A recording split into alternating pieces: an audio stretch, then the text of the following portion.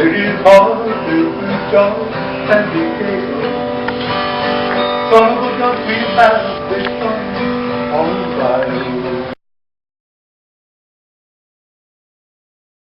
And little does he know that Adam Ryan is addicted to painkillers. And the reason Adam Ryan, by the way, is I know nothing about being addicted to painkillers, but I knew a musician who the only guy I've ever recorded with. And I learned that sometimes with people who are on drugs, you don't know it until they don't have it.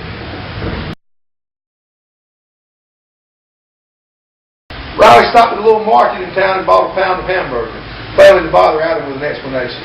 He drove through Seaside, the larger resort town just to the south, and curled east into the hills and forests. Where are we going? Adam asked. I'm looking for a trash dump, Riley said, or maybe just a stray dog. A freaking stray dog? Well, it's like this. I think those odd pills might be poison. I think this guy in the airport, this guy with a dog, might be wanting to get rid of you. I think the government of the land of the free and the home of the brave might be interested in making sure no Rolling Stone, liberal, dope-smoking, godless, rock and roll article is written about me. Particularly not with an election coming up. You're crazy, man. I might be, but it can't hurt to test a theory. My first thought was to go find a cow out on the edge of some ranch just grazing. But it would be a terrible thing to risk killing a cow or a horse. It's a terrible thing to kill a dog, but it's less terrible to risk killing some stray that's probably going to get run over anyway. This is unbelievably weird, man, Adam said.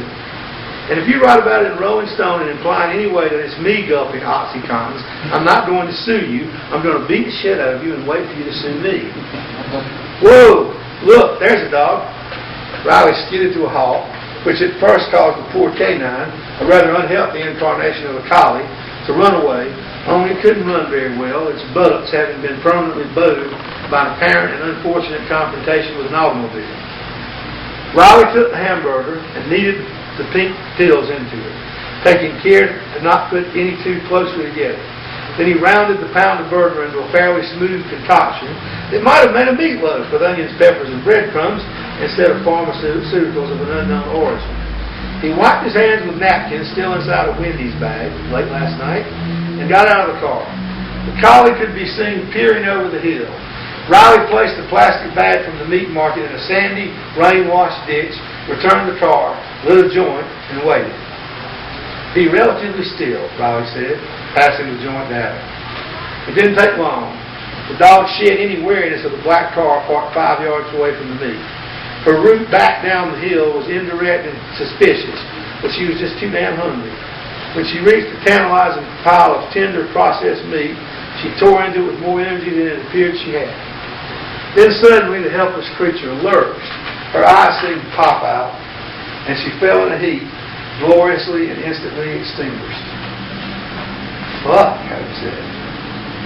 Ain't no autopsy conducted for a dead dog, Riley said. How could they get away with that? Murder.